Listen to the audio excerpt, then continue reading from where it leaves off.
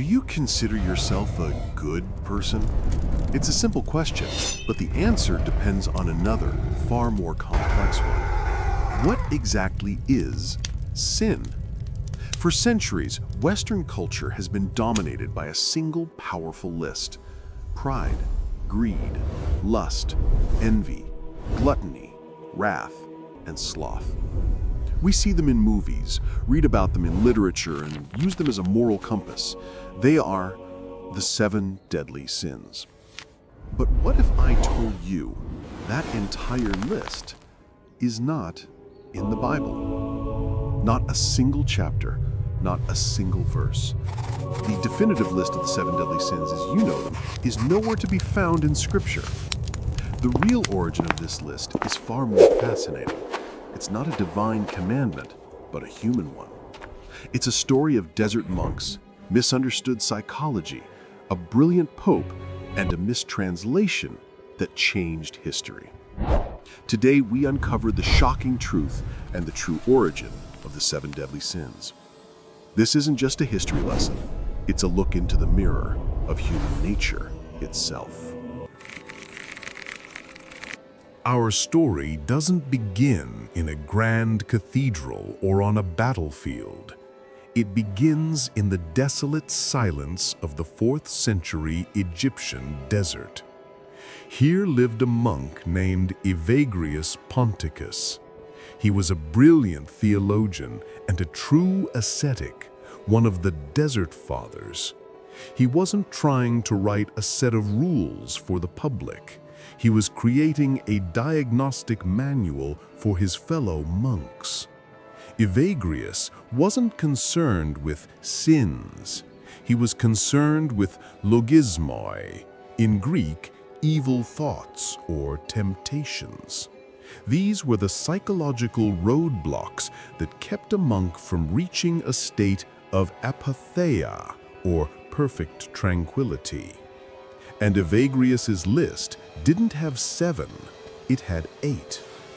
His 8 evil thoughts were gluttony, lust, avarice or greed, sadness, anger, acedia, a form of sloth, vainglory, a type of pride, and pride. This was a psychological framework. For Evagrius, the battle wasn't against a demon with a pitchfork. It was against the inner demons of the human mind. For example, sadness wasn't just feeling blue. It was a profound spiritual despair that made a monk believe his quest for God was pointless. His list was practical. He noted that gluttony and lust were the most basic physical temptations. If a monk could conquer those, he would then be attacked by more subtle thoughts like anger or sadness. And at the very top, the most dangerous of all was pride. For 200 years, this list of 8 logismoi was the standard in the monasteries of the East, but it was about to get a major rebrand. Enter Pope Gregory the Great. It's the year 590 AD. The Roman Empire has fallen. Europe is in chaos. Pope Gregory is tasked with holding civilization together, and he needs a simple, powerful tool to teach a largely illiterate population about morality. Evagrius's nuanced list of 8 psychological thoughts for monks just wouldn't cut it. So, Gregory adapted it. He was a brilliant marketer. First, he trimmed the list. He merged Evagrius's vainglory, the desire for recognition, into pride, the belief you're better than others. He took sadness and folded it into acedia, or sloth. Then he made a crucial addition: envy. Evagrius's monks, living alone in the desert, didn't have much to be envious of. But in a bustling medieval village, envy was a powerful, destructive force. And so the list of 7 was born. But Gregory did something else, something far more important. he reclassified them as capital sins. This didn't mean deadly, as in God will strike you down. Capital comes from the Latin caput, meaning head. These were the head sins, the source sins, the mother sins, from which all other smaller sins were born.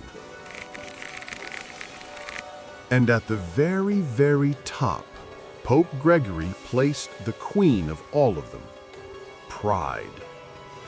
For Pope Gregory, and for nearly every theologian who followed, pride wasn't just a sin, it was the sin. It is the source code of all corruption. Pride is the sin that turned Lucifer, the most beautiful angel, into Satan. Pride is not just healthy self-esteem. Pride, in this context, is the profound delusional belief that you are the center of the universe. It is putting your will before the will of others and before the will of God. It's the voice that whispers, "I am better than you. I am more important than you. I do not need anyone." All other sins, Gregory argued, flow from this one. Why are you greedy? Because you believe you deserve more than others. Why are you envious? Because you believe you should have what others possess. Why are you wrathful? Because your sense of justice is superior to all else. Pride is the ultimate gateway. This isn't just wanting a nice car. Greed is the insatiable desire for more, not for any specific purpose, just for the sake of having it. It's the dragon hoarding gold it will never spend. It's a spiritual black hole. Greed values things over people, and it can never, ever be satisfied. Lust. Again, our modern view is limited. The original concept wasn't just about sex. Lust is any intense, uncontrolled desire. It is the craving for power, for fame, for money, or for another person that becomes so consuming it overtakes your reason and your morality. It's obsession. Envy. This is perhaps the most misunderstood. Envy is not jealousy. Jealousy says, "I want what you have." Envy says, "I wish you didn't have what you have." It is a destructive sin, not of desire, but of resentment. Envy is the only sin that brings no pleasure to the sinner, only bitterness. Gluttony. This sin has also been trivialized. It's not just about eating too much. The original meaning was about overconsumption and waste. It's about taking more than your fair share, whether it's food, resources, or even information, to the point that it leaves others with nothing. In a world of digital binging and fast fashion, gluttony has found new, powerful forms. Wrath. This is not righteous anger. All of us get angry, often for good reason. Theological wrath is anger that has festered. It's when the desire for justice turns into a desire for revenge. It's rage that is disproportionate, uncontrolled, and seeks to destroy rather than to correct. And finally, sloth. This is the most profound mistranslation of all.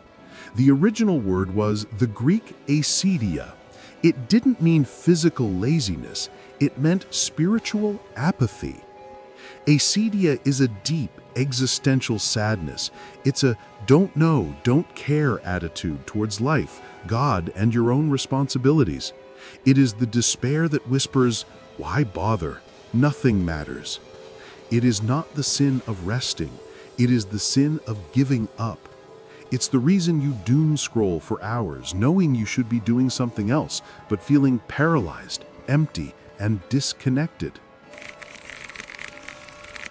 So, the 7 deadly sins were never a divine list of don'ts. They are a 1600-year-old psychological profile. They are not a club to beat people with. They are a mirror to show us how pride can isolate us, how envy can poison us, how wrath can consume us, and how sloth can numb us until we are no longer truly alive. They are a roadmap of the human heart's most common failings. The real question is not, are these sins in the Bible? The real question is, do you see them in yourself? After understanding their true psychological origin, which sin do you think is the most deadly or dangerous in our modern world? Pride, envy, or the numbing emptiness of sloth? Let me know your thoughts in the comments below.